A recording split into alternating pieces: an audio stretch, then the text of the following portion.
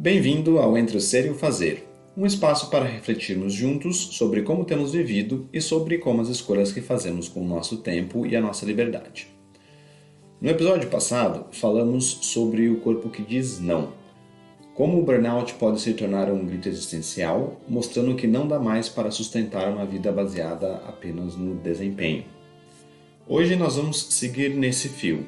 Vamos falar sobre a solidão do produtivo.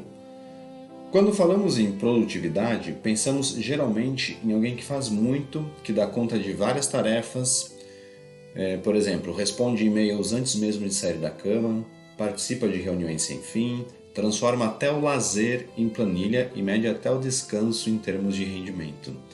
Essa é a ideia de produtividade que a cultura do desempenho reforça.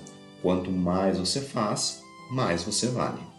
Mas viver assim também traz consequências. Muitas vezes, sem perceber, começamos a experimentar relações mais superficiais e vínculos que se fragilizam. Parceiros, amigos, filhos, até nós mesmos vão ficando para depois. É sobre isso que vamos conversar hoje. Como a vida do produtivo pode se tornar uma vida solitária e o que isso nos revela sobre a forma como estamos escolhendo viver em tempos acelerados.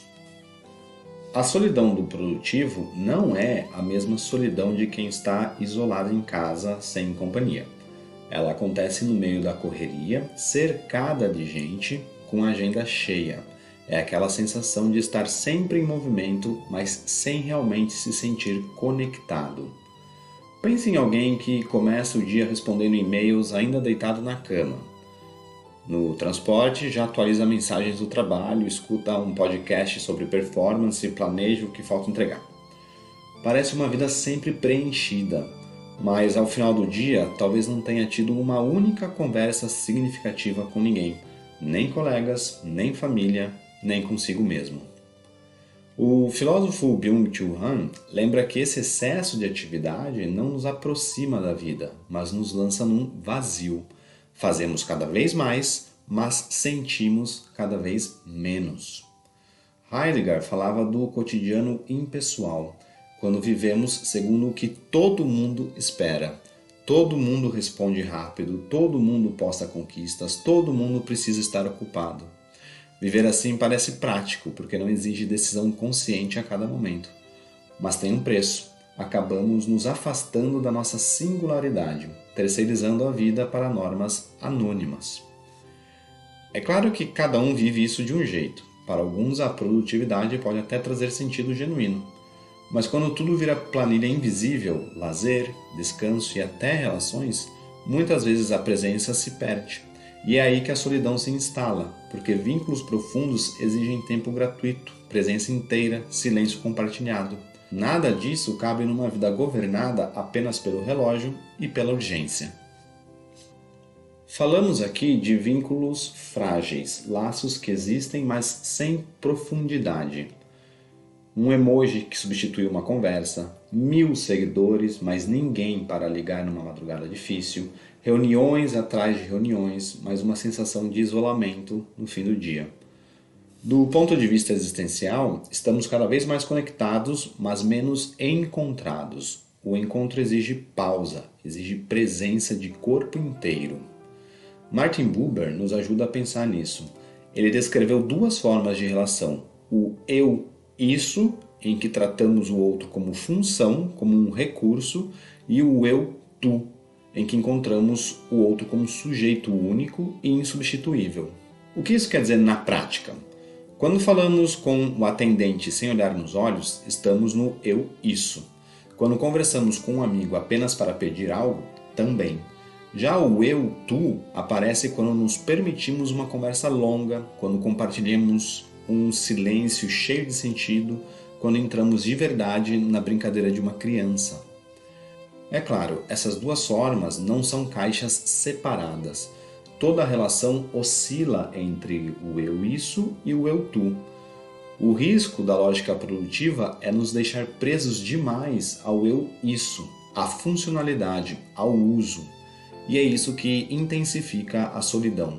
Não é a falta de gente, mas a falta de encontro verdadeiro.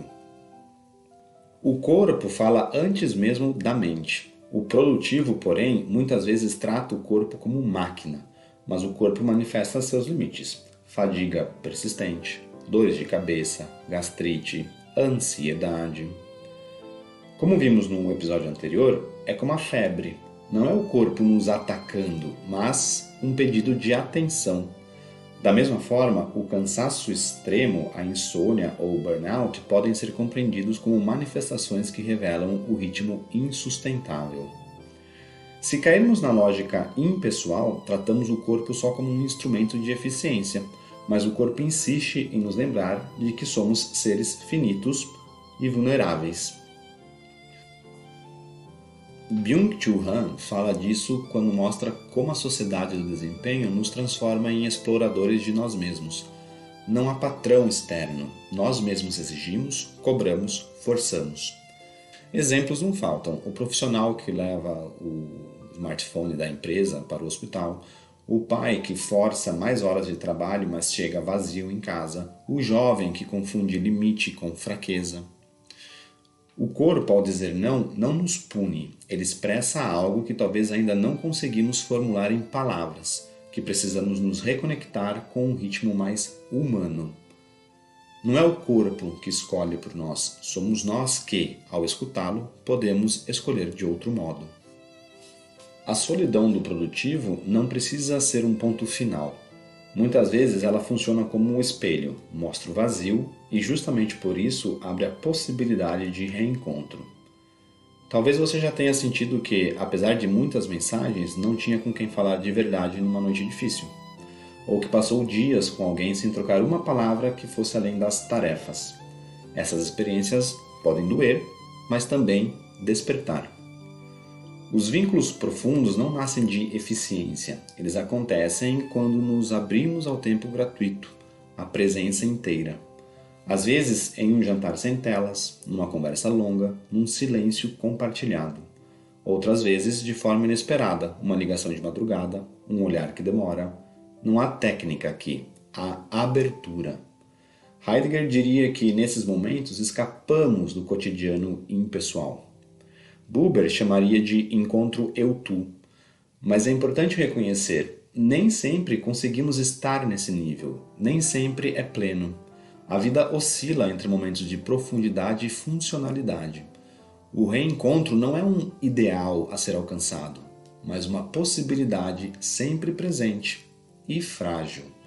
A solidão do produtivo, então, pode nos chamar a lembrar do que importa, a qualidade da presença, mesmo que breve, mesmo que imperfeita. Hoje vimos como a solidão do produtivo não é a falta de gente, mas falta de encontro.